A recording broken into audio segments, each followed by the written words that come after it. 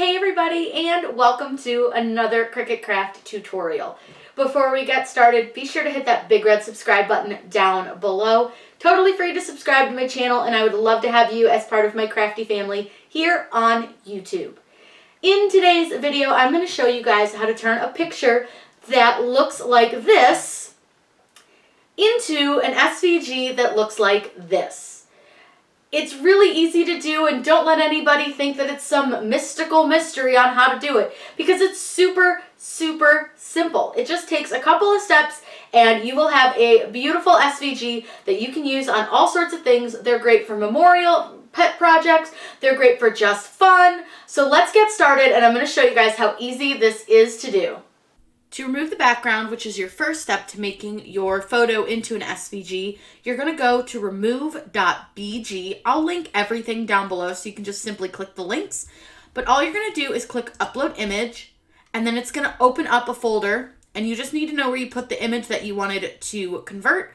And I'm going to do this picture of a Rottweiler, and it's going to remove your background. Go ahead and click Download, this blue one here. And it's going to ask you where to download it to. I'll just put mine on my desktop and click Save. Now you're going to go to a second website, and this is picsvg.com. What you're going to do here is click Upload Picture, go to your desktop or wherever you saved your picture, and find the one with the background that's removed. Select that one, and it will upload it and convert it. Now, what you want to do is find whichever of these filters you like best, because they're all going to give you a little bit different of a look. I like to play around with them and just see which one has the best detail and really looks the nicest as far as what I want mine to look like. Usually invert 3 or 4 are best, but if you go to Ready 1, Ready 2, and Ready 3, they're really, really dark and shadowy, but sometimes they work, so just take a look and see which one works best for the look that you're going for. I think invert 4 is really good on this one. It really shows a lot of the detail on the dog's face. So what I'm going to do now is click Download SVG. It's going to ask me where I want to save it. I'll just save it to my desktop, and I'll just save it as Rot1. And then we'll go over to Cricut Design Space.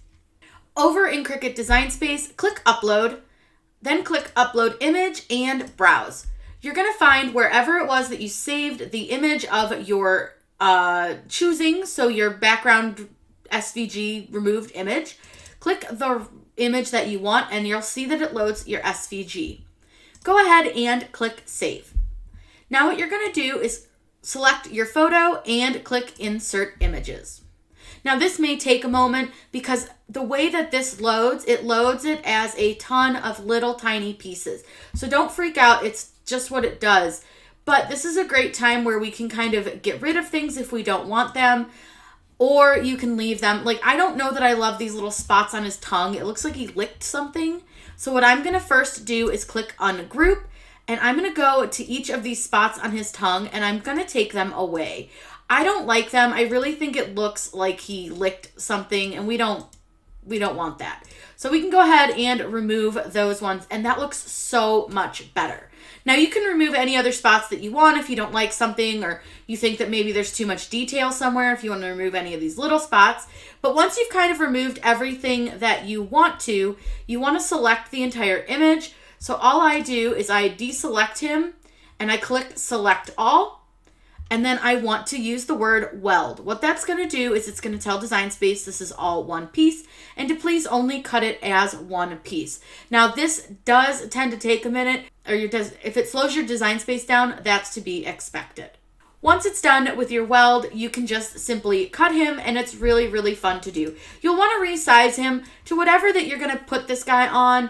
I'm going to go ahead and put this on a garden flag, which is a really fun way to use these SVGs. You can put dog mom, you can use your dog's picture. It's really, really fun. And the best part is you can make it pretty big. These are really, really fun, but they can be a little difficult to weed if you're going really small. So I'm going to make him, I want him to take up quite a bit of our flag. So I think that's pretty good. He'll take up a big portion of our flag, and he'll look really, really cute. And then you can add his name or text or whatever you want to this. So one of the fun things you can do is just add like dog mom or, things like that. So we'll just add the words dog mom to this just for fun.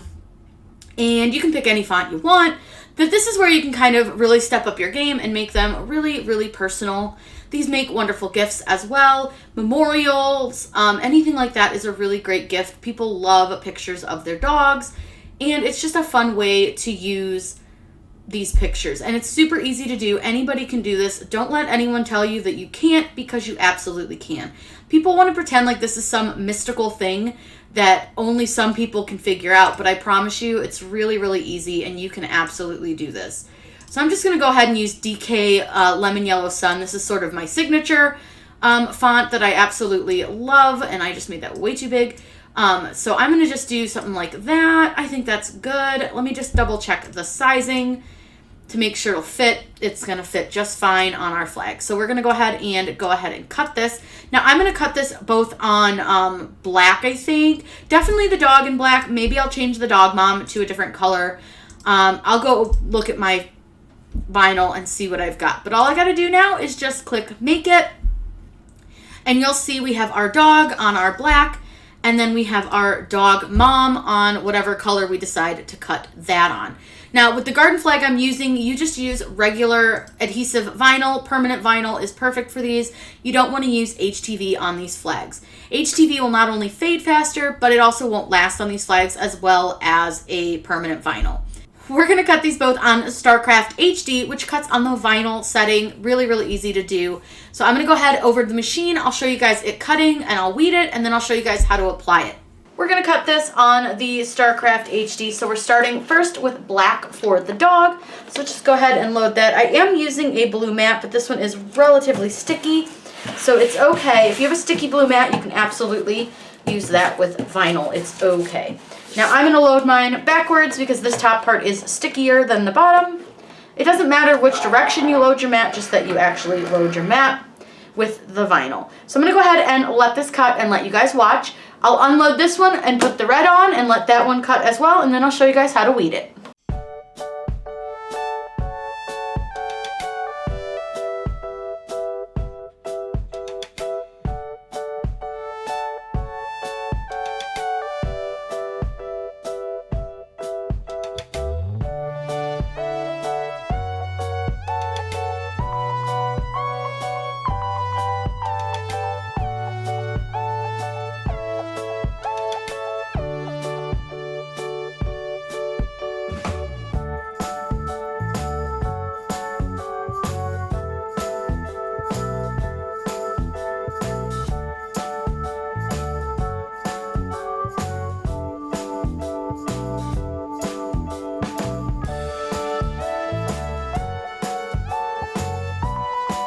We're ready to put the dog and the words on to our flag. I put this gray mat down just so you could see better, because of my white table you really couldn't see the edges of the flag.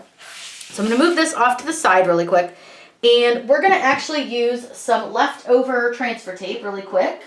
So if you didn't know, you can absolutely reuse transfer tape as long as it's still sticky. So I'm going to reuse this little piece that I have from a previous project for the dog mom part. So what I'm going to do is burnish it down from the back, and then I'm going to remove the vinyl from the backing like this. I always flip my transfer tape the opposite way. It's just a little bit easier to get the vinyl off. So the first thing I'm going to do is put the dog mom part on. And I'm going to use the seam at the top to align my text and make sure that it's straight. Now I don't want to go all the way to the top, so I'm just going to bring it down a little bit. Make sure that's good and straight, and squeegee that down. And then we can go ahead and pull this off. Now this vinyl does really like to stick to these flags, but if you do have a spot that doesn't want to stick as well, just use your squeegee and go ahead and burnish that down. Now we will need a new piece of transfer tape for the dog because the dog is pretty large. So what I'm going to do is use the medium tack from 143, and I'm going to go ahead and roll out a piece. And all I'm going to do is take my dog and lay him face down onto the transfer tape.